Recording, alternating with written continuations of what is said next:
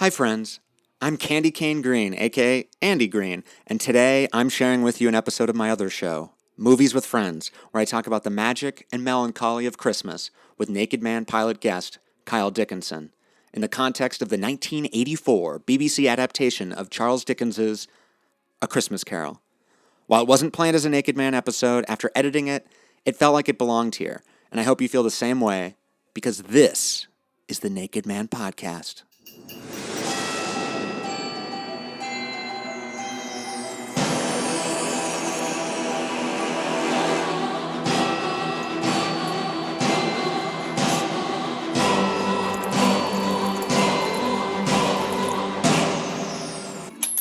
Ooh, a sixpence.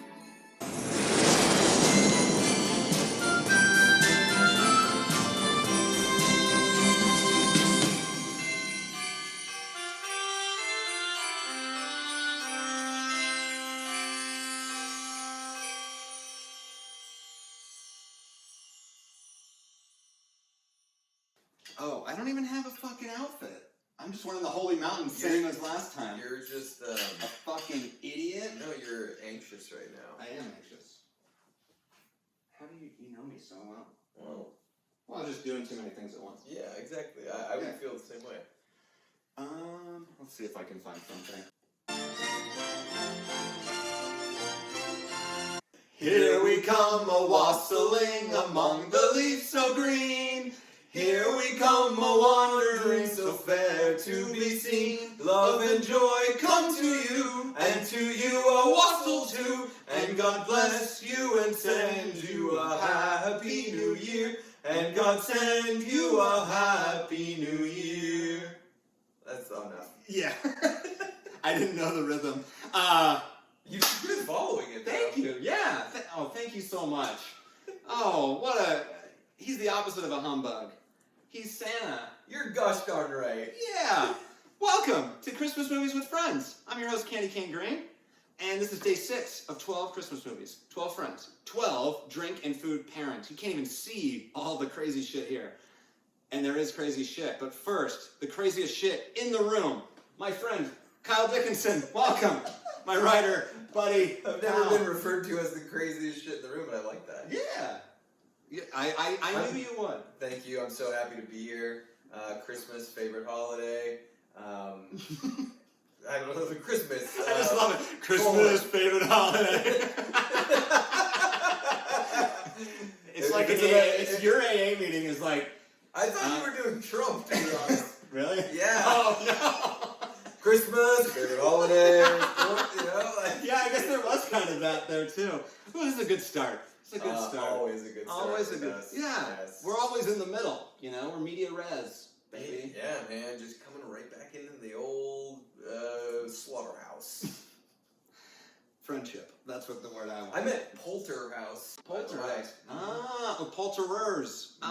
Because, Kyle, what movie did we watch? We watched the classic 1984 BBC version of A Christmas Carol.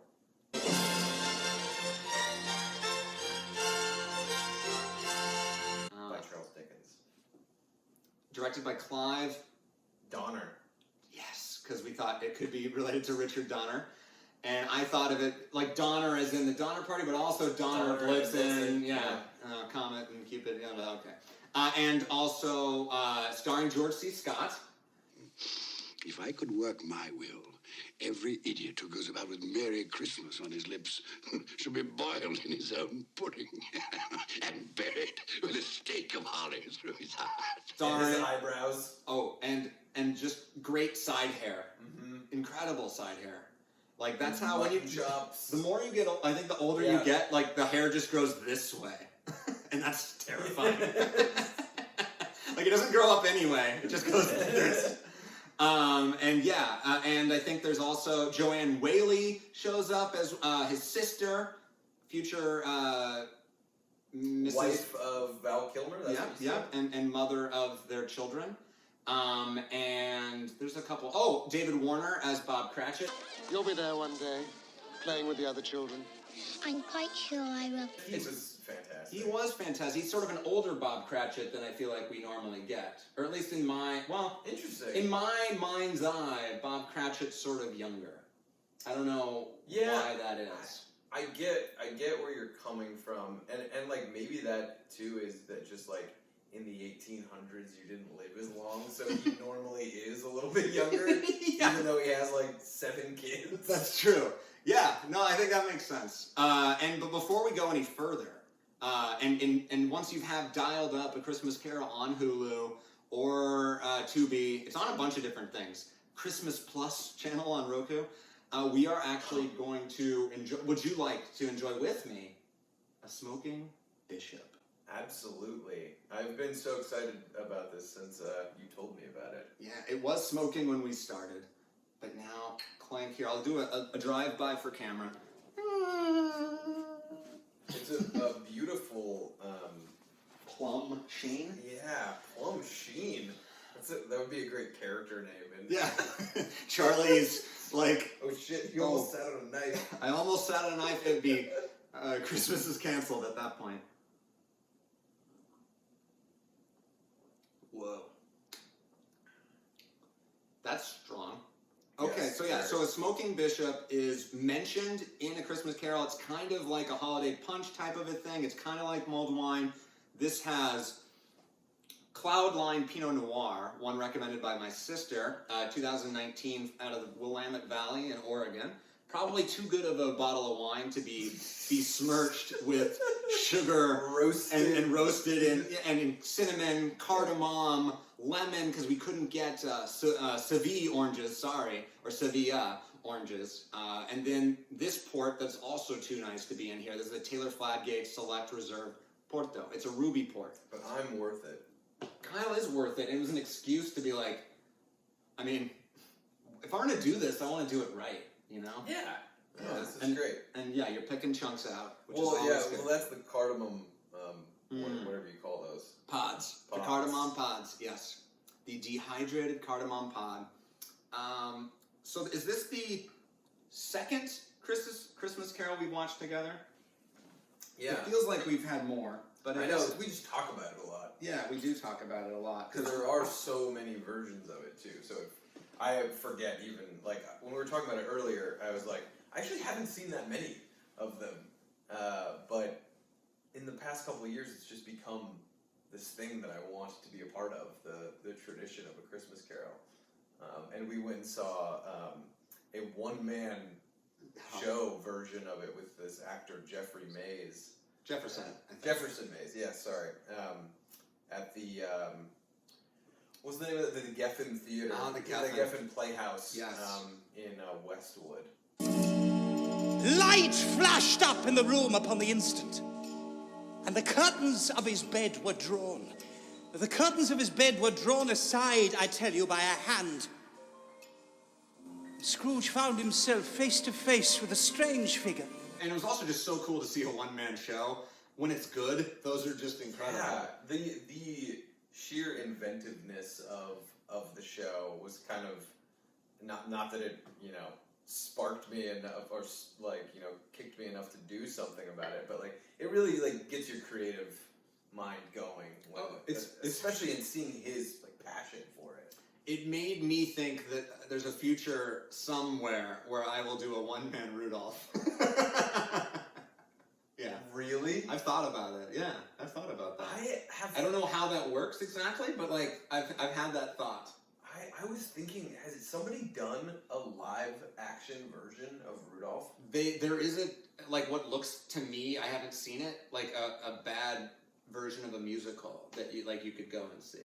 Rudolph the red-nosed reindeer had a very shiny nose, and if you ever saw it, you would even say it glows. But I haven't seen it, sorry, I don't know. But also, I just realized, well, we're talking about not the Christmas Carol that we watched, but also, we have something even more exciting. This was on fire earlier, just like this was smoking. It's still warm. This isn't going to look very appetizing, but it never did. Especially not in the movie. Yeah, exactly. Oh, yeah. This looks better than Mrs. Cratchit's version. This is a figgy pudding, a Christmas pudding, because it's Christmas time. And I got this from Rose Tree Cottage, as you will know from, recognize the name from the Love Actually episode. It's this British tea house place with all sorts of trinkets and British supplies, victuals. And I asked her if there was any place in LA that like makes a really good figgy pudding, and she laughed at me and said, no, you don't get it fresh. Like, she just handed me this thing in a plastic tin and was like, this is what you want. Like, normally they make it like 3 months in advance and they refrigerate it or freeze it and then they bring it out because it's like a very intense thing, I think, and also it's just not, it's not a make it the day of kind of a dessert, which sort of seems weird. And yeah, think about like fruitcake. It's not fruitcake, but like think about how unappetizing and like probably sitting around forever like fruitcake would have been. And I think about, yeah, that makes sense in the 1800s or whenever these traditions started. That's true. Yeah, because it needs to be able to last a while, right? Yes, we don't have all these different things that can... But also, it's funny that you mentioned fruitcake, because I disparaged it in our Hanukkah episode, our Hanukkah special, but I mentioned it to her, because she had fruitcake and she was talking about it. I was like, I've never liked fruitcake. And then she's like, 1 second, and she like goes off and serves the fruitcake that they have. Yeah, and it was fucking great. I bet you get it the way you're supposed to get it. Yeah, like because I think in my head it's always dry, or like it feels like it's not biscotti at all, but it just sort of isn't what I ever want as a dessert. Is this like a moist one? This was moist, and I think it's gonna be kind of similar to this. I think so too. Yeah, I don't know how we're gonna do this, but I was just sort of gonna chop it. Yeah. It's too big for I think us each having a half, or do you want to just do? Just give me a quarter for now. Yeah, that seems okay. Ooh. Oh yeah, it does look like kind of like a fruitcake in the middle there. What's in here? It's like I think it's currants. Currants, okay. And it was tradition to like have a sixpence in it, and it was very good luck to have the sixpence piece. But we didn't put it in there. What do we think? I really like it, except for the burnt parts on the outside from when we lit it set it on fire. Actually, I kind of like the burnt parts. Really? Yeah, because I mean, it tastes like the brandy too. Yeah, this really does feel like a warm fruitcake. Yeah, I like that though. Yeah, like, no, the it is spices are really good. It's kind of the meal equivalent of the drink in a way. It's almost like Yes. one was enough. Yeah, right. It really is that. It's the meal equivalent of the smoking bishop. Yeah. Well, now that we're just washing it down with a nice glass of smoking bishop. Well, now that we're fortified somewhat, Kyle, I think we have to say that, we like to talk about when we first met. And you pointed that you were wearing this hat when we first met, this beanie. I might have been wearing these gloves, too. Oh, because you went to Berlin first. Yeah. Because we met in Munich during Christmas time, and I think that's why, well, I needed to have you on for a Christmas movie, but I think we both sort of share this, like, childlike enthusiasm for the holiday. Yes. And, I think we both try to be that person year-round at a certain extent, but Christmas for sure, it's an easier way for all of us to get back there, right? Mm-hmm. Yeah, and, I don't know, living in LA, it's definitely can be a challenge to get in the Christmas spirit, so I, take it upon myself to really spur that on in my house, and with my wife, and, with our new child who... Congratulations. Thank you. Yeah. Cora doesn't really know what's going on, but she does like batting at the ornaments, underneath the tree, which is fun. She's like Blondie. Yeah. Exactly. Yeah.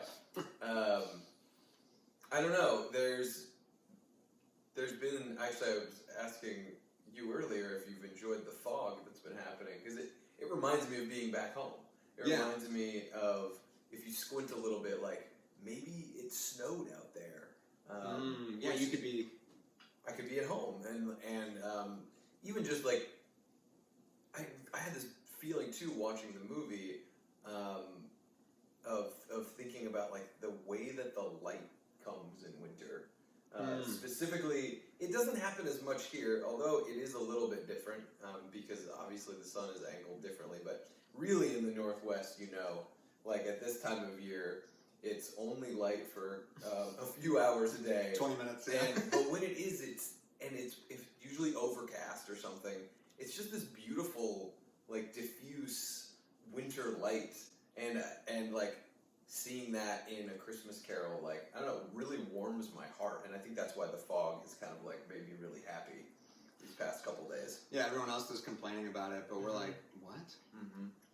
People just need something to complain about, and change of any kind. This version of A Christmas Carol really had some really nice atmosphere going for it, I thought, and like you were pointing it out, it really did feel like we were in old London, and like they did a really good job, I thought. Just with, I don't know, I was transported. It felt almost like a play in the same way, like it felt like I was just in Geffen with you a little bit, but just watching George C. Scott play. I think he gives off that real, like, even though because Scrooge, it is really a great, like, it could be, even if it wasn't just one guy in the whole thing, like, it feels like a one-man show. It's for Scrooge. The whole, the story is for him. And so, yeah, it does feel like a play in that way, especially with him hamming it up. I was like a feather. I was happy as an angel. I was merry as a schoolboy.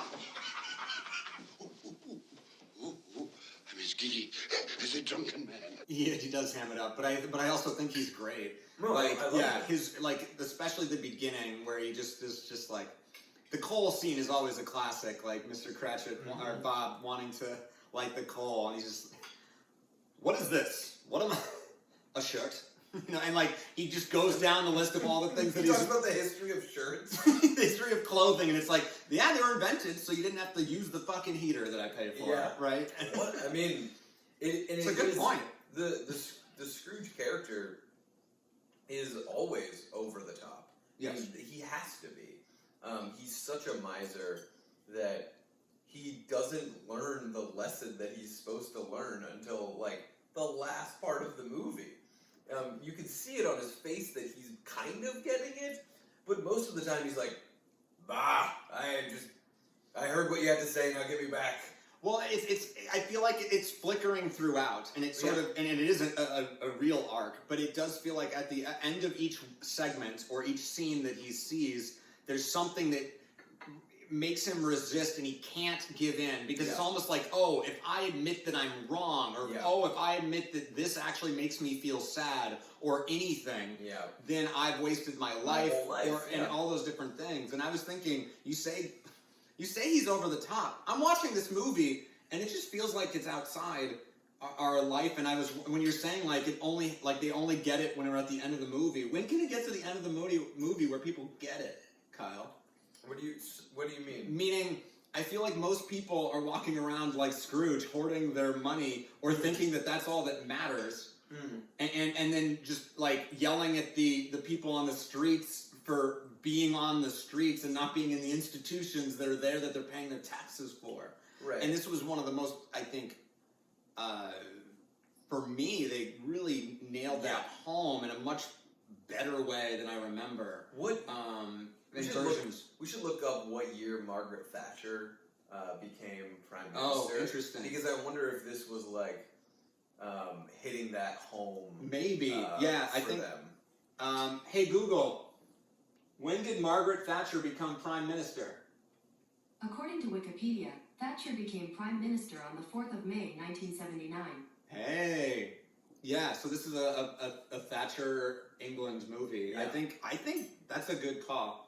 Thanks, Google. Because they really hit that home in a way that we can talk about very specifically in a bit. But like even Are they not of the human race? Look here, beneath my robe.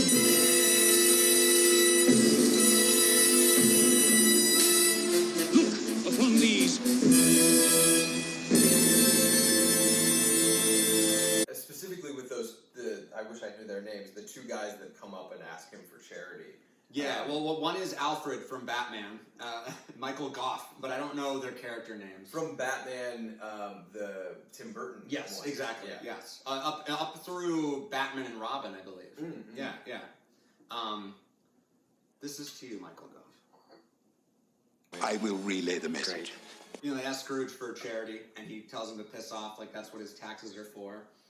And it very specifically runs through all of the institutions that are supposedly available for people who cannot make it by, and who he's a person who doesn't understand that the system fails people. Right. And I think it's probably, I mean, still, like, you know, rings crystal clear now that we need to have charity in our hearts for the people that are so much less fortunate than us, than we are, and that just because our taxes pay for The minimum of something that isn't even really doing the right things. It's a whole nother argument about like what that money is actually going to. right. Yeah. Aren't there prisons? Yeah. Yeah. And like, oh yeah, prisons are helping.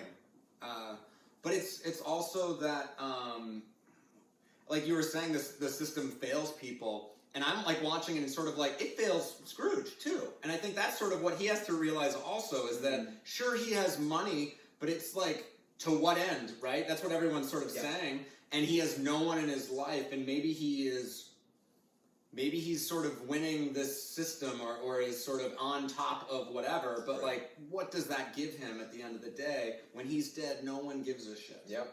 Yeah. And the money goes to, like, there's just the beggars on the street stealing his shit, you know, and selling, or like whatever. Like, I guess it's just people, like maybe there were the maids or someone that was just like pawning off his stuff, which to me, I love that scene. I think all the scenes that were, at least to me, unfamiliar, and that I feel like they were slightly, well, because they're not always the exact same scenes when the ghosts, they always sort of leave it up for interpretation, I think, unless it's a straight play adaptation. Right. I thought all of those were really good in this one. I liked going and seeing the family, Right. And then seeing, I think, those people sell like his stuff when he was dead. I love that. They do that actually in the Muppet Christmas Carol as well. That scene, because there's some I feel like they even leave it a little less obvious of what is happening. But yeah, that's so great, and it's just the movie is like a commentary on like late stage capitalism, right? I mean, before late stage capitalism happened, and it was like, this is the outcome that happens when you only give a shit about money and making money, and those people, I mean, they're forced to get by on that as well. The poorest people who are like taking his stuff and selling it. Right, exactly. Yeah, because they have to do that. That's the system they live in. Right. And yeah, so This is like turning into like a cool communist YouTube video. Communist YouTube. Ooh, that has a bite to it. I guess, is that the cardamom? Or is that just the alcohol? It's just the alcohol. Okay. Yeah, all right. It has a Scrooge like if it's the bite. cardamom, let's get more, baby. Love that cardamom. Well, so when Dickens wrote this, no, I don't know enough about this. But I was gonna say, but the ghost of like the ghost of Christmas yet to come, or like the future yet to come, was like what you just said. Sort of was like talking about late stage capitalism before it even happened. Was that sort of what he was trying to show? I mean, I think there was greed. Obviously, has been around since whatever we came up with money or value or inequality. You know, that's sort of what's baked in. Since human beings existed. Yeah, since someone had pride and was like, "Oh, I'm better than you," that means I get this thing. I get a bigger piece of the figgy pudding than you, Kyle. Dude, I mean, why do you think like we love like shiny, bobbly things? Like because like that we're so less evolved than we think we are. Oh, you know? yeah. But I don't know. Hopefully every time I'm on here, I say, I come off as knowing how little evolved I am. That's like at least one thing I'm trying to do every time. Yeah. It's not hard to prove. It's this series is actually just your way of denigrating yourself further and further in front of the people. I think so. This is your penance, isn't it? This is my penance. This is what I have to do. I was okay. I'll tell the story. All right, it was it was 12 o'clock Christmas Eve when the fucking Jacob Marley came and whipped. I was thinking about Jacob Marley more in this movie than before because you said this whole movie this story is for Scrooge, for the greed in all of us, for the Scrooge in all of us, for the humbug. Yep. And I feel so bad for the Jacob Marleys, right? Because he's they only don't even get the story. He doesn't even get that. He just is wandering in chains of his own creation for eternity, and his only recourse is to try and help his only friend and be like, hey, learn from me. Yeah. And that's like a really like sort of awesome thing of him to do, although I don't know if he has a choice necessarily. Yeah. Right? And it's also like he's been, wandering in chains, so like it's time to do something new.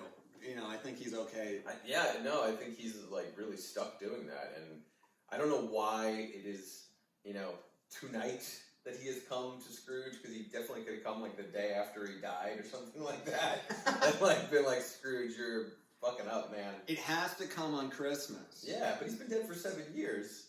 Well, I think this was like the final moment it could happen. So like this is a time travel movie in some ways, right? If this is Avengers Infinity War, like they have to go back the exact time, the last instant, Back to the Future, we're talking about fading away. Well, now you can hashtag Avengers Infinity War on this and people will watch it.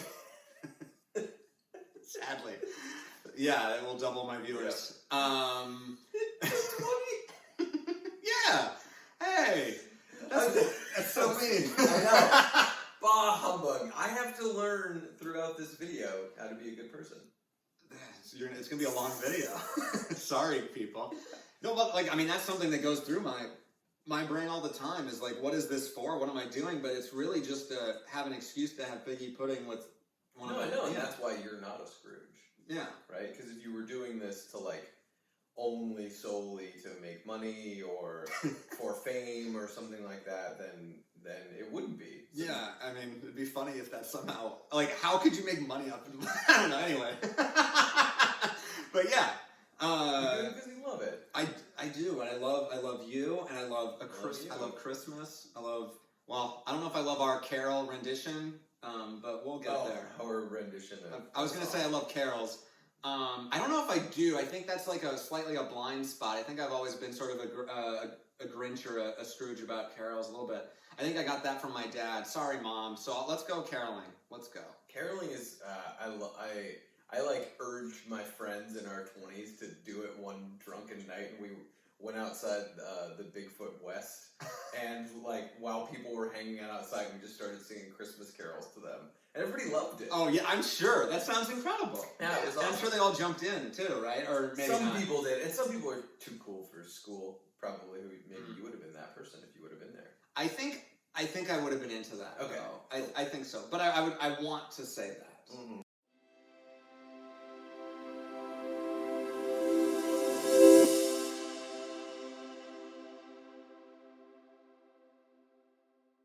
Oh, we're talking about Marley. Oh, yeah, and sort of just the tragic figure that he is, or sort of it's Marley is what we're looking at being, right? As a civilization, as a society, as a world. We're just we're a few years from being Marley.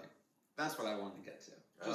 Get to the bottom of this glass real quick. Man, yeah, this is happening. I didn't think this was going to go this fast, but it's working. Because I'm on camera. I'm nervous. Are you nervous? I'm nervous because I'm like, oh, what are we going to talk about next? Just in the not nervous, but living on the fucking wave, man. I know I know exactly what you mean, and also because there's no planning going on, and also there's little prep in this in terms of especially when I see it with you right before it hasn't even sunk in yet. No, and so we were joking what did we just watch? Before this, and it sort of becomes about all this stuff, even though this is so lo-fi and on purpose, it can distract you from what I'm actually supposed to do, or what we're supposed to do together, which is, talk about the movie, but honestly, who could give a shit? We're not going to break down A Christmas Carol in a way that's been broken down differently or better than anyone else. Right, yeah.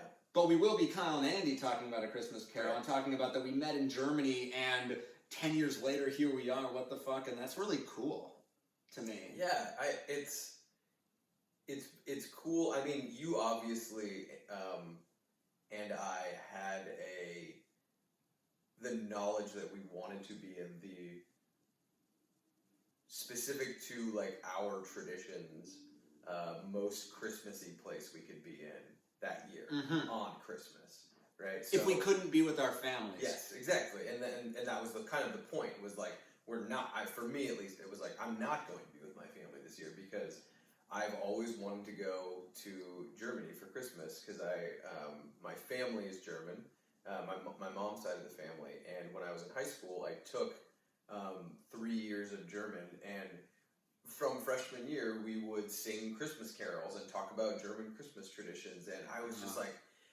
it allowed me to have some small conversations with my grandfather about it, who did not grow up in Germany, but grew up in a house where his mom only spoke German, and his aunts only spoke German, and the enduring image of my grandfather for me is he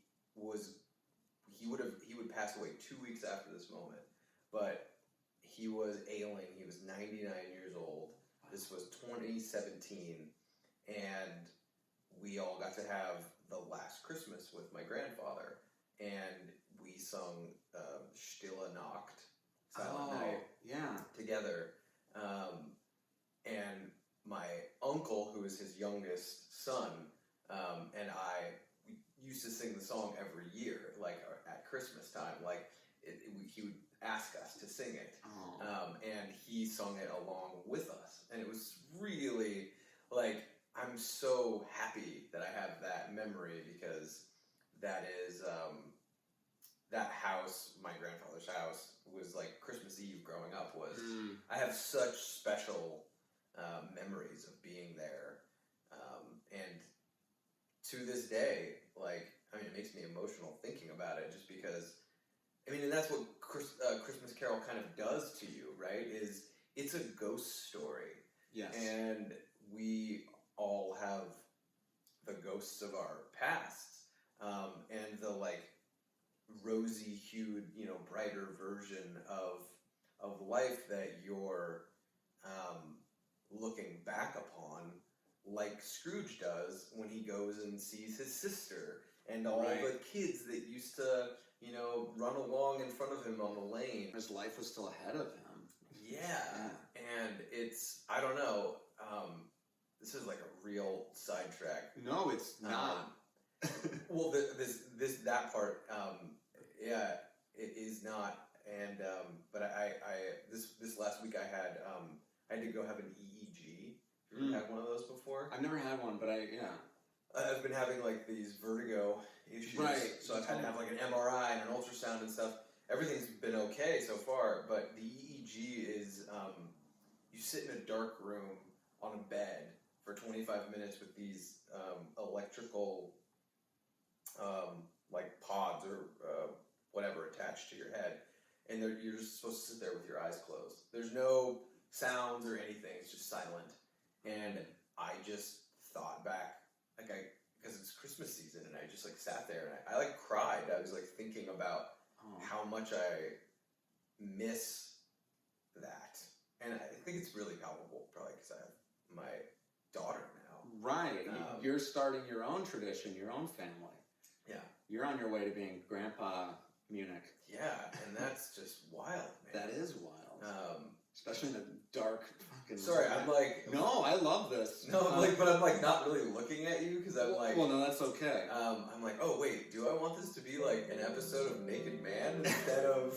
It could be both. Well, I mean, I think in my head, I think they're the same show anyway, in some ways. Mm-hmm. It's just a different itch in a way. Right. I mean, it's still me. It's the same, I mean, I don't know. Yeah. But now, like, this one, we're like, I'm sort of like simultaneously like doing this, whereas like if I was really going to talk to you about this, I'd be yeah. No, and I was doing the same thing where like, well, for that, because I was just looking at you, because I was like, it feels weird to be looking like this when you're doing that. Yep. So, but I was just letting, like, and you didn't need to look at me. Yeah. I think that works. But I'm glad like we're both thinking of all that while you're like sharing. And I was thinking also like that makes a lot of sense that you were, so much into carols too, because it is this thing with your grandfather, and you had this tactile experience with it, and that you were the carolers too. And I guess you're more confident a singer than I am, certainly too. Well, and like another big thing for me about the holidays is that when I was in middle school and high school, I was in choir, and like my best friends were all in choir, including Johnny, and we were in the like chamber choir when we were juniors and seniors, and so like that's the smaller choir, and around Christmas time that's all you do. Like from October to December, you're just learning and getting good at your Christmas carols every day. Wow. So that like you can go and sing around the city. Whether you're singing for the school at the school performance, but you're going to like in Portland, there's this place called the Grotto, and it's just this beautiful church, like in this like wooded sanctuary with this like high ceilinged cathedral vibe, and it feels like you're in Lord of the Rings or something like that. But that would be something we did every year, and Johnny and I and like these two other friends of ours, we had to go sing at the grocery store, and like so it was like ringing the bell for donations, and we were just doing all of these a cappella Christmas carols, and I just remember that day having so much fun, like in the like shivering cold, like in the part where the doors like come open, and so there would be just a gust of like really chilly air, and we just didn't care, and we just sang for like 4 hours, and wow. So yeah, Christmas carols are like a big, I'm a big Christmassy mess, Well, that's wonderful. You are Buddy the Elf. You like and it's sort of like in that you're mentioning like all the elements in there, or all the different things. Like it sounds like kind of the worst place to sing and also like I know I've been the person that walks by you ignoring you, and I always feel terrible. But it's also like I have to go buy my salt, like whatever bullshit that I have to do that's not more important than you, but it is what I have to do. Because that's what I've made my mind up, and it'd be really nice if I just sat and listened to you sing for a while. But no, I gotta do my errand, and it makes me think of that a lot. And it's just sort of if you got, I'm sure you got people to slow down, and I think that's like the whole point, right? And also that you are genuine into it, rather than because I imagine there's several kids that would probably be like, God damn it, why do I have to go to the grocery store and sing or whatever? Well, then it becomes more of this like. We're hanging out I was hanging out with my best friend, and so we're just like making each other laugh in between songs, and like putting on accents, and like singing the one song that is not a cappella like carol song is the Hallelujah Chorus by Haydn, which is the Hallelujah, and we were like, let's make that a 4-part harmony song. So you're just playing. Yeah, we're just playing, and it was, I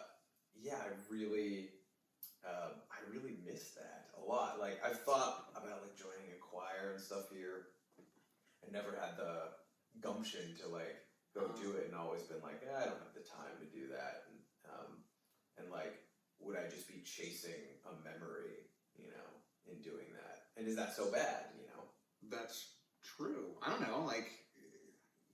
Spreading Christmas cheer is sort of what it's all about. I don't know. Yeah, I mean, I can't answer that for you, but I also am like, I would love to see you perform in a choir.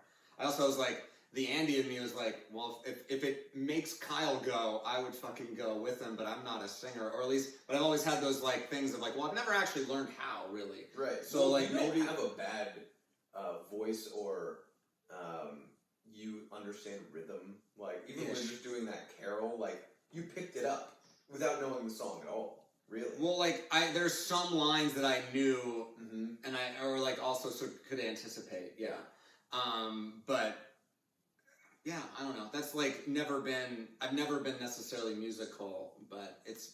There's just something. I recently did see a friend who, his name is Kyle. He was on for Freddy's Revenge last year, and he did a solo performance. When your love and you are parted, and on Christmas cheer departed, it's sad I say when you're away from love on Christmas Day.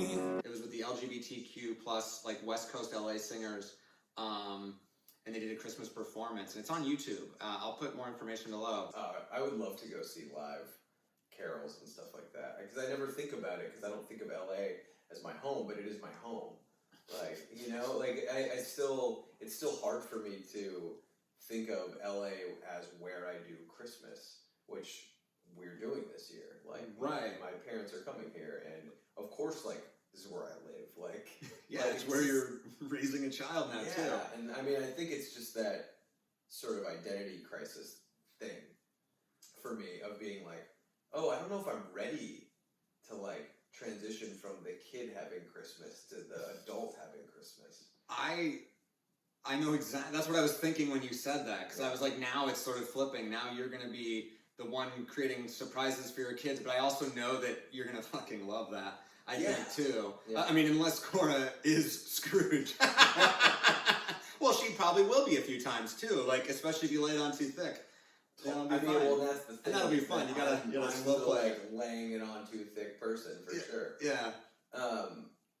Yeah. I should ask my mom how she did it, because like my mom loves Christmas and got both my sister and I to love it too. Right. So it's like, what's the con game? Well, I think it's play up the magic of it, and that's why it always works for me. You know, the sort of, I mean, the allure of like Santa Claus and the mythos of it, and also just like presents in general, pretty easy buy as a kid. Yeah. But just the decorations, the cookies, there's just so many things, and things. Sometimes that's the problem with Christmas, right? Too many things, too much. But to me, it is this thing of like, I still. To this day, if I'm at, you know, like my parents for Christmas and like they're gonna set up the presents, like I don't want to be a part of it. I want to wake up to see that moment, because that moment when I do, I even have this vision of like how I see it in a different eye. Yes. Like it sort of feels like a 90s VHS tape. Like that's actually how my vision does, even when I'm 33 and looking. Like it's the way the lights happen, like the Christmas lights on the tree. And it's also like 5 a.m. because I can't like contain myself. I've gotten up, and I've also just like woken up my sister. She's woken up me. That's like one of the special things. Like it's just the two of us, like for a little bit, and then we jump on our parents' bed and wake them up. Although they're probably already, well, I think actually they were just like asleep because they're exhausted, right? And then they're just like, oh fuck, like we're not ready for this. But at like 6 a.m, we're just ready at that point. I think just having had, because I have that exact, like, I feel like I'm like listening to you and the magic is like happening for me. Because I was just about to say that. It's like my sister and I have the same thing. And I had a like really emotional experience like a couple of years ago where my sister, as you do, you get older, and like whether or not you get married or you go and do your own thing, my sister was married, and I would still come home for Christmas, and then I would just be in my room alone, and my sister would be at her house, and I would wake up Christmas morning and be like, and she would end up coming over at like 11 a.m. or 12 p.m. or something like that. Oh God, that's not the same. It wasn't the same, and then my sister got divorced, and that's a whole long story. Different episode. When she came back that year, we woke up early and and we started this new tradition of like making my parents breakfast before they woke up. And I'm now, even though that's only a couple of years old, we're not going to do that because we're going to be at my house. But my sister's here this year, so it's like I'm trying to like figure out how to be both sad and also like excited and happy at the same time, to experience both like the grief for me that is associated with Christmas, and also like how to enjoy it and be there with my family, because I do think there is like, and maybe it's just me, but I don't think it's true, that there's an inherent sadness to Christmas, because anything that has a tradition to it, if you do it year after year, you notice change. You notice things that are gone. Whether it's people or the job you had that you really liked or the relationship you were in that's no more. Or the sweater you wore every year that now doesn't fit. Exactly. Whatever it is. Yeah. Yeah.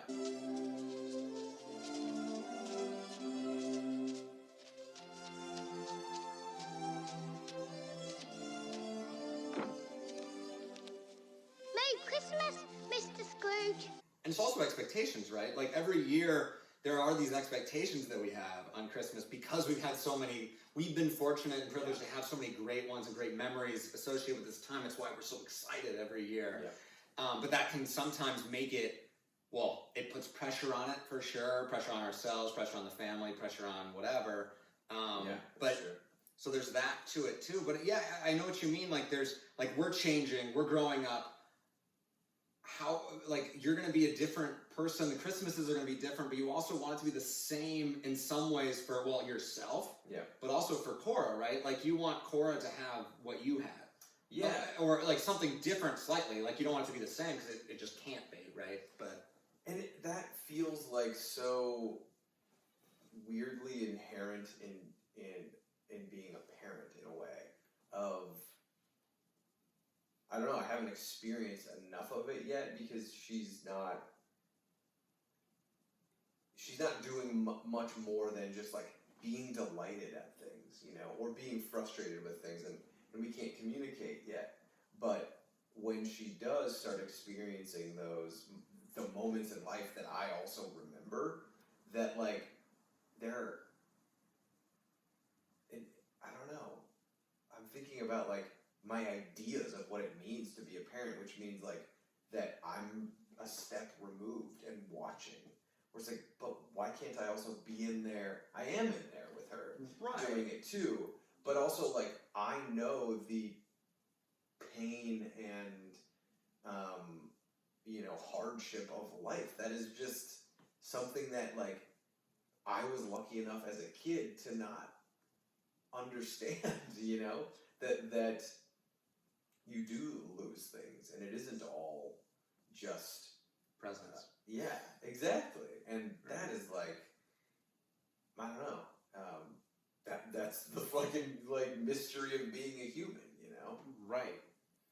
But I think it's also sort of why Christmas remains so important to people, because it is, in its purest sense, it's sort of like reminding us what we have, and well, I guess that's Thanksgiving too, but like that has too much awful baggage, although everything has baggage, so whatever. Right. But like, but there's sort of this idea that like, it's I think we all just need excuses to celebrate, but this is a really good one. Or this one, like, I don't know if I'm saying it right, you know, like it's sort of like... I feel you, and like I don't know how to articulate it either. Yeah. Because to me, it's almost ineffable. Like, it's something about that it's the darkest time of year. I mean, just in terms of wherever you are, it's dark now at 5 o'clock, and it makes me want to be inside doing this stuff. And that is an urge as old as, being human, that like you come inside from the cold and get around the fire. And if we have some bounty of figgy pudding at that time, or whatever, meats and feasts that we have, that's the celebration of like, we're alive, Yeah, like, we've survived another fucking year. We survived a year, and like we're surviving this time, which in the times before lights and heat and stuff was like, holy shit, like, well, how are we doing this? How were we doing this? To sort of like get back to like the melancholy of it too. Did we leave the melancholy? No. Okay. But I was like, well, let's be happy and have a feast. But like, I distinctly remember the feelings that I would have, like, after the Christmas Eve. Like, Christmas Eve was huge in our... Oh, okay. Christmas Day was more for the for day. you. Yeah. But Christmas Eve was always wonderful, too. We, like, went to our aunt and uncle's, and there was a tradition there that the bouche de Noël, like a very traditional dessert, like French, like log. Like, that's what... the Christmas log. And like the Christmas log. We didn't have that, but I want that. it was just a thing that Catherine, my aunt, would always get every year, and it was just like that would be sort of part one, and Yeah. I mean, part one was December 1st, the Advent calendar. Like, I think to me, like, my mom would get a new one every year, or she'd even make ones for us that had stuff in it. So it was sort of just, I mean, yes, we're getting all these sort of things and presents, and like, no wonder we love it, sort of like a reward. Yeah. But it was also, I think there's whimsy to it, rather than just like, here's a Porsche. You know, like, it was never that. It was like, here's a chocolate every morning, right? Like a little, you know. Yeah, we had a felt one that hung over our like bathroom door, and like, so it was facing outwards, but like, and it just had little like wooden toys that you would put on the tree. So there's like this, there was a tree, like a felt tree, and then below it there was 25 little that's really cool. things, so you pull one out every day and like decorate the tree. So would it be the same felt thing every year, and then Yes. maybe different days, or like with the same days? I don't remember specifically like if there was different, like if we switched up the toys. Well, I mean, but like year. obviously you're gonna decorate the tree different every year. Right. Like, I'm assuming, unless you're like trying to make it the same tree every year, which would say something about you in an interesting way. I would say that's probably like my mom. Like, if my mom's the one like putting everything away and bringing everything out, you know, Right. to like hang up in the house. Yeah. So like, I have no idea. Like, I'm sure it was different every year. could have been. But like, I think it was the same figurines, but I bet you Right. the ways The they were order. put back in. Yeah. And also every year, like, Because it you could- wouldn't know. It's not like they say like December 1st when you're taking them off and they go in a different. right. So you just totally And you wouldn't know. remember, I don't No. think, unless, I mean, you didn't have a phone where If you you took had a a favorite photo. one, you know, you're like, Ooh. oh, this is the one we do on the 24th or something. See, I always had stuff like that. I have favorite ornaments Mm. that like I would save to the last ones, or there was Yeah. ones that were, those are my ornaments, Robin, don't, no! You know, Yes, like, yeah. be very, like, possessive over the wiggly Santa, which was just this, I think my mom even had to glue it because it broke. And then we got a new one, and it was and with the idea that we would, you know, retire and put the other one out to pasture. And I'm like, no, we got to keep both, you know, because he's still you there. Never retire. Yeah, no, Santa never retires. Yeah. How can wiggly Santa? You know? So yeah, and I still like, I feel that too. Like I'm sure my mom gets emotional, not like having to put it up and imagining me like yelling at someone not doing it in a fun way, because I'm not actually, well, I would be angry if someone did it if I was there, Yeah. but angry in like a very like small way, just like But, disappointed, Yeah. childlike anger. It's that like, oh, that was my thing. Well, it turns from this childlike thing into like this, you know, deeply held tradition that you have. So it becomes more than that. You know, that like when you don't do it, it's like it's strange because like traditions are sacred. You know, like we don't, you know, I grew up Catholic, and it's like you don't do this and this, like you do this, and this, and it's like things and ceremony and things are meaningful to us for some reason. I mean, I don't know exactly why. It's but, like, self-soothing, or there's something safe in that. We can't Yeah. control anything, right. but we can control how I put on the ornament. Or Yeah. like as a kid especially, and even now as an adult, I always sort of am like, well, what the hell am I actually helping around during Christmas? And a lot of times I retain the kid thing because I want to, like, Yeah, you revert. I want to be in it like that rather than supply it, sort of. And I know that's almost selfish, and it is, but it's also like, well, the ornament at least was something that not that anyone could do that, but it was sort of like, oh, that was something that I did. Right. Or something that I It could was do. your part of the ceremony. Right, exactly. And then if I can't do it, it's like, oh shit, well, what can I do? Right. You know? And it's like, well, and obviously the truth is like anyone could do that. Yeah. And also that I could probably do some of the other stuff too. I'm just resistant to it because it's like there's change there, but it's also like you know, you're gonna have to drive me kicking and screaming to be an adult, you know, in most of the Right. ways. You know, I think for the longest time my Christmas, like, because my parents still ask for Christmas lists. When the thing paused, I got a text from my mom saying thank you for the Christmas list. Yeah. That was like today. I just was like, I did a very half-assed version because they always ask, and I'm like, and I think that's good because it's like I'd rather everyone just buys stuff that no one wants or needs. Yes. But Yeah, it's, no, but I also feel uncomfortable asking for things at this point, and also like I don't need things. All the things that I need are far more expensive than like right. yeah. Like, Like, no, yeah. I feel the same way. yeah. And my mom is the same way, and she doesn't text me what I want anymore because I've kind of like been like, please, like we can't do this anymore. Like just you guys coming for Christmas or That's whenever the you gift, came yes. for is like that is amazing. And like this year we're going to see A Christmas Carol, and my mom, you know, paid for. She was like, can I do that? And I was like, yeah, you can. I will let you pay for those tickets to see. Oh man, I wish I was here. She could have paid for my ticket. She could have. She would have. She would have insisted. She was like, no, of course Andy's coming. I would have loved to. Aw. I know.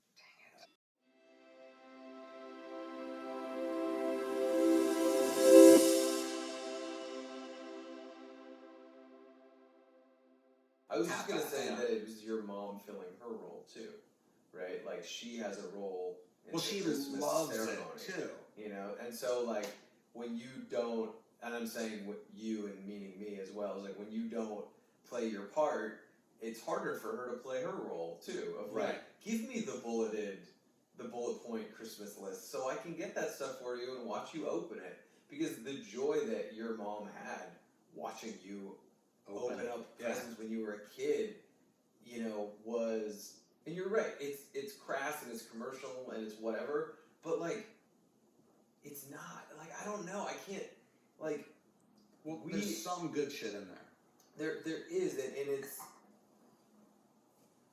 human beings will give each other gifts regardless of whether they are you know, the Tickle Me Elmo or like this thing I crafted you, you know, that is incredibly meaningful. And so, and when you're a kid, you don't want to like handcrafted like toy. You want the thing that like everybody else has, and that's not your fault. And it's also not your mom's fault for getting it for you and being like, my kid is really happy right now and is like looking at me like and giving me a thanks and a gratitude that like they don't even understand that they're giving me, you know? Right. Like that's really sweet, you know, or at least I need to believe that's really sweet, you know?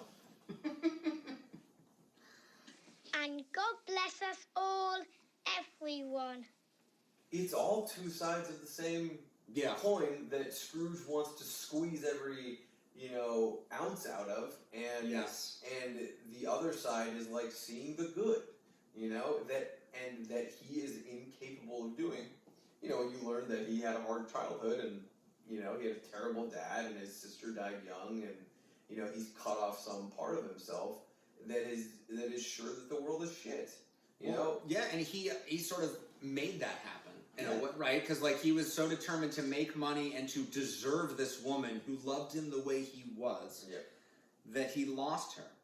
And that feels so relatable and accurate. Even though you watch Scrooge and like you mentioned, he's sort of like George C. Scott, especially like hamming it up, but he is this sort of caricature, like almost cartoon character. And obviously there's this is conducive to cartoons because it's been adapted that way multiple times. Right. So like it works on that level, but it is so, you do fall down that rabbit hole figuring out what is actually important. And it is the, like, I don't remember her name in the Belle. Yeah.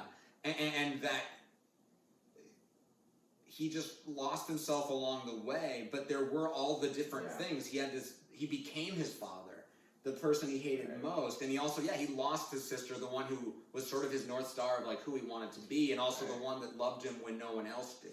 Yeah. And then he, losing the only other person that's ever cared about him, or ever known who the fuck he was, beyond just Ebenezer Scrooge.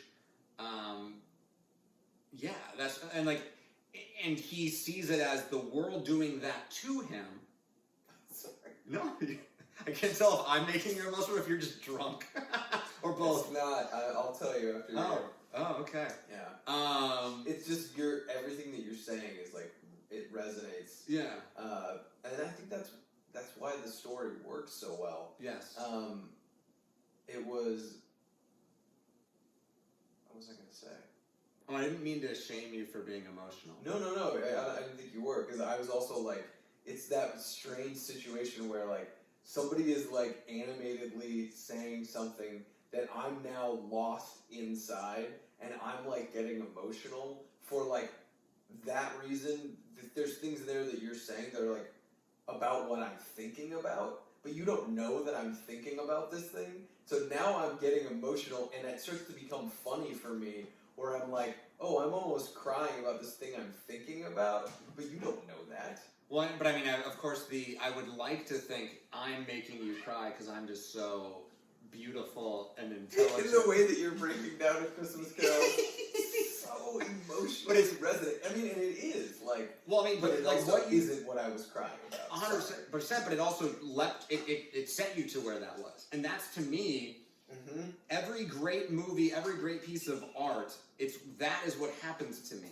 I'm like, it's very rarely the literal thing that's actually happening on screen. It sort of sent me somewhere else, connected to something that I've always been thinking about or wondering about, or has happened to me, or my version of the events on screen, or something entirely different that just like sort of the wheels happen, and now I'm emotional, now I'm that. Sometimes it can just be the, oh yes, like a puppy is dying on screen, that is fucking really sad, always.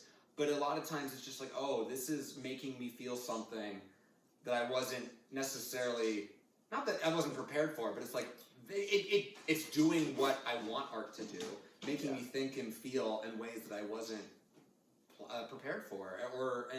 And so I guess, that's just, when you said that, I was like, oh, that's, my favorite movie is when it's doing that. Well, and I think A Christmas Carol, like, and the words that you kept using in that was, he's essentially like forgotten who he is, right? And I think that is the reason for the ritual of Christmas for me. The reason why it's sad, the reason why it's so emotional for me is, and it's related to this, like, a couple weeks ago in therapy, I like all of a sudden like started crying, talking about my sister and how like much I want her to be happy, and how much I like am so glad to have her with us, and that I get to like be with her, and like, and I have these emotions as an older brother, which is I so want to like control her life because I want her to like do well and figure it out, and like that's like my impulse. It's just like, let me make my sister happy. And then when I let go and I just like know that like controlling, like frustrating feeling that I have for her comes from a feeling of love, right? And my therapist was like, he was like, I started crying, and he was like, this is so natural that you're feeling this way, because he's like, your sister being around is reminding you who you are, like, and bringing you back to those like deep feelings of who you know that you are and who you want to be, and that who you're always striving to be, but you forget. And he told me this story about, it's like this folk tale about this young man who gets sent off by his parents into the wider world, and he's going to like explore the world, and his parents like tell him like, do not forget who you are. Whatever you do not forget who you are.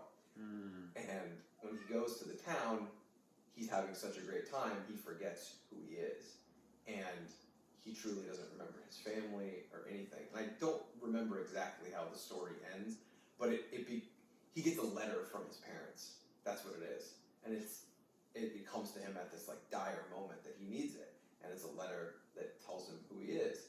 And I can't help but think that like that's kind of what Scrooge is getting when he's seeing that Christmas past of like, and he rejects that, because he's like, I'm not that person anymore. Like, these are the things that are important, but he's being shown to himself what is important. His sister, like, is that thing that he's forgotten.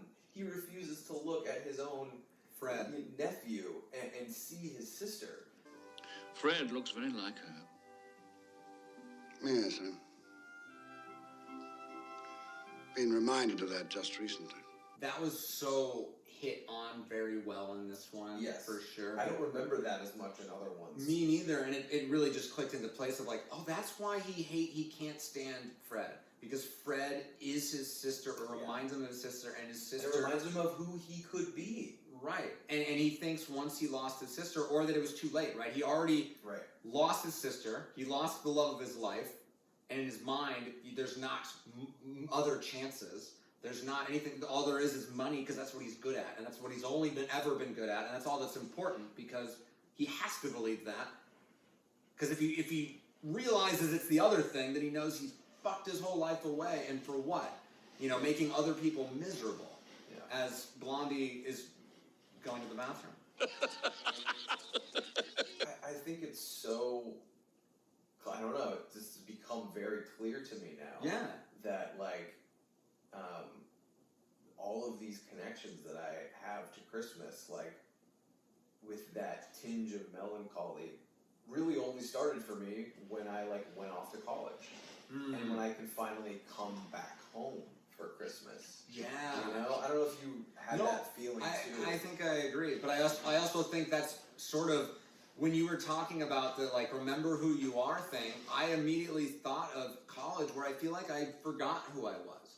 I was also trying to be someone else actively, or trying to figure out who I was. Well, that's just like becoming an adult. That's also the whole point, I think, in some ways. But also there is that, going to places and coming back. I've always really liked that feeling, and also, and in a way,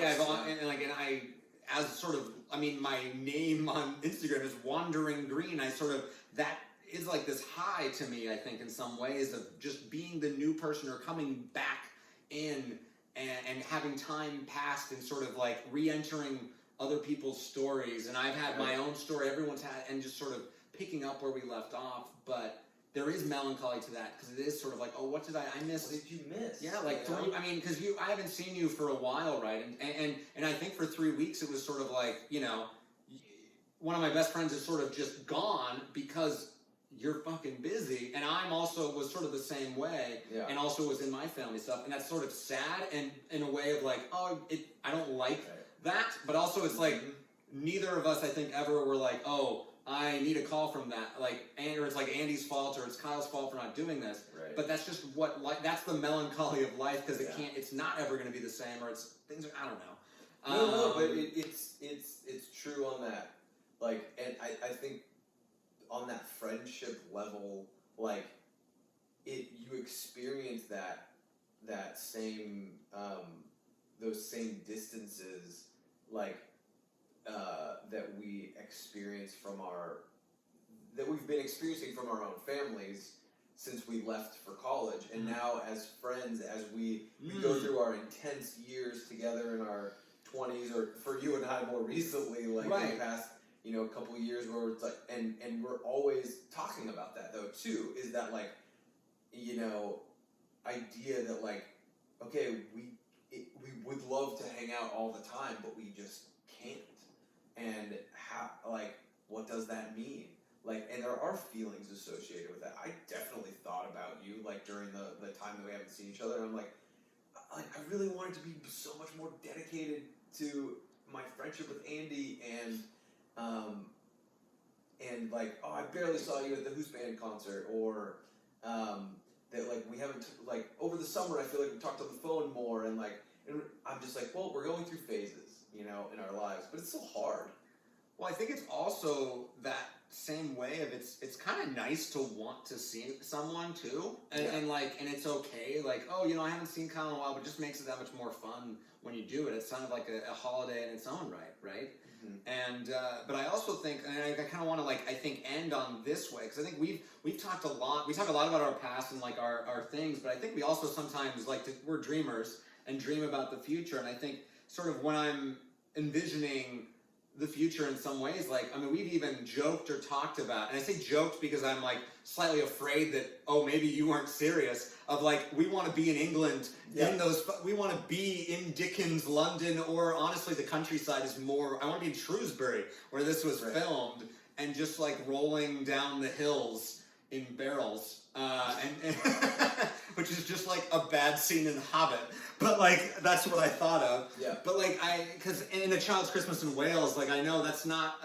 I only read it the one time, but it's like it captured that love of Christmas and also being in Britain, which somehow, I mean, in a way, especially since I pretty much have English blood, it is sort of my past. Right. It is, and it is this sort of primordial thing, Mm-hmm. and it feels like Christmas Patient Zero. And now I'm gonna get Blondie. Blondie's saying it's time to be over. That was adorable. It was adorable. Where the fuck was I? I don't know. We're talking about going to Wales. Yeah, or well, I guess, whatever. but I think when we were saying like, oh yeah, I want to be more present in my friendship with Andy, and it goes the same way with you, Kyle. This is Kyle. Did we not? No, we did. No, we did. Wait, did I even say your name? I think I did. You did, yeah. I might not have That said was your so last long name. ago. Yeah. I think we're just hanging out and now recording it, Yeah. which is nice. That's what you always wanted. Anyway. That is what I always wanted. That's what you wanted too, right? Well, maybe not wanted, but you were like, you understood why I wanted it. Yes. Wow, it's Blondie is getting fed. Let's take 1 second. I think these Christmas family times, especially when I am at that phase too, I think there may be room for hopefully families to coalesce. And I mean, you even mentioned like if I could have gone, or we could have gone to the Christmas Carol with your family, it just didn't work out this year because we're in Chicago. But like that, I feel like that speaks to also I've always just been sort of compartmentalized with friends and with all the places I've lived and gone to school and traveled with, but I sort of like want to have a community. I want to have more Friendsgivings or more like just opening up the what it means to be a family or what holidays are and include more people. Because the more the merrier is a very cliched thing, but it's also sort of I want to be there in the choir with you. Like, I want to see that. Right. Like, I want to go to Lord of the Rings choir in Portland or, whatever it is. Or, like, have a Christmas tradition with you, whatever that is. And maybe it's watching a Christmas Carol and recording it for 12 people. Dude, you know what I think it is? I think it's going to the Tam O'Shanter. Ooh, okay. Have you been there? I think I have, but never at Christmas. They have Christmas carolers in Tam O'Shanter that come to your table. I don't know if they do, like, COVID times, but like I went in 2018 and my socks were knocked right off. I loved it. Like you get a pint of Guinness, you get a nice like prime rib, and the Christmas. Being inside the Tam O'Shanter is this beautiful like Walt Disney version of like an old English pub. I will say I'm skeptical of the Walt Disney version of things, but it works out though. Given that we, there's on a fireplace in there. No, I think it'll be great. And also, given that we met at our Christmas day together was at Neuschwanstein Castle, the inspiration for Disneyland's castle. It will be perfect. It will be perfect. We'll do it, and maybe we'll even be recording at Tam O'Shanter next year. We'll find out. No, that'll be for us. Yeah. But thank you if you're still watching this. I think this is going to be. I can't imagine. This is going to be. No, my parents definitely did. Hi, Mom. And Hi, your parents. Mom. Yeah, I think your parents might watch this too. You've made us both very happy, Uncle Ebenezer. Have I? Yes. God forgive me for the time I wasted. Kyle. Yes. Thank you. You're welcome. Thank you. I love you, and Merry Christmas.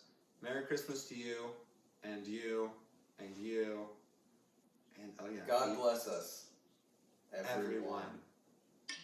And God bless us, everyone. This is for charity, but and this is I can't do it anymore. It's perfect for Scrooge. It is, I know, but we've gone on so long, and you just did the end of it. So I'm like, what am I going to now talk about? Please.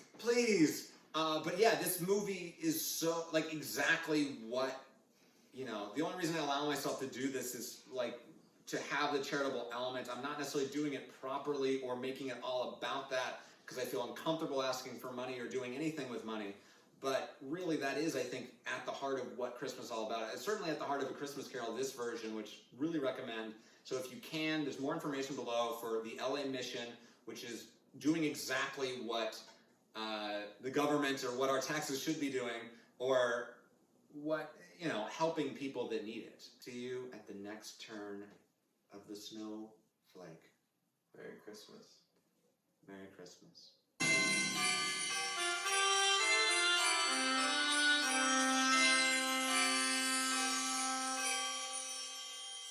I'm so grateful to Kyle Dickinson for making every conversation feel like a Naked Man episode worth recording, and for sharing his love of Christmas with me this year. It was much needed.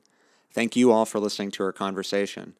I'm not entirely sure if this worked without the visual component, but I felt like I've been away from you all for too long and wanted to share with you what I'm up to and hopefully spread some Christmas cheer in the meantime. For more Movies with Friends, subscribe to my channel on YouTube, Movies with Friends, and you can watch the visual component to this episode.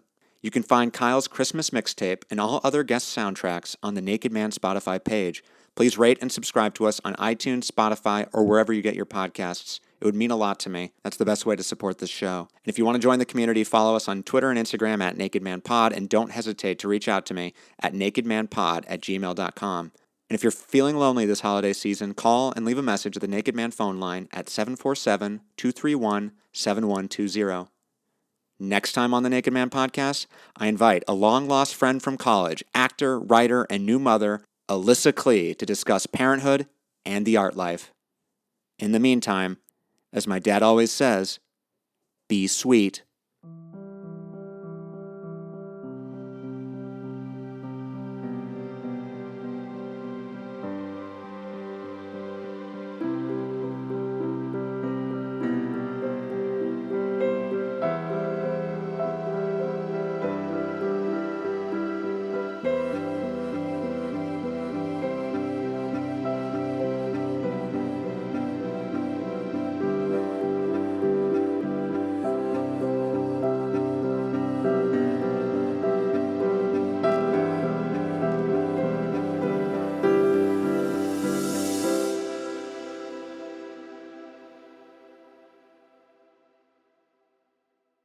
This episode of the Naked Man podcast was conceived by Andy Green in collaboration with Kyle Dickinson. The Naked Man is a podcast hosted, created, and produced by me, Andy Green. All music was composed by Robert Panico, and all graphics were created by Christopher Miles. It should be said that I do not own the rights to A Christmas Carol, nor did I receive any payment for promoting these businesses. Thank you for listening.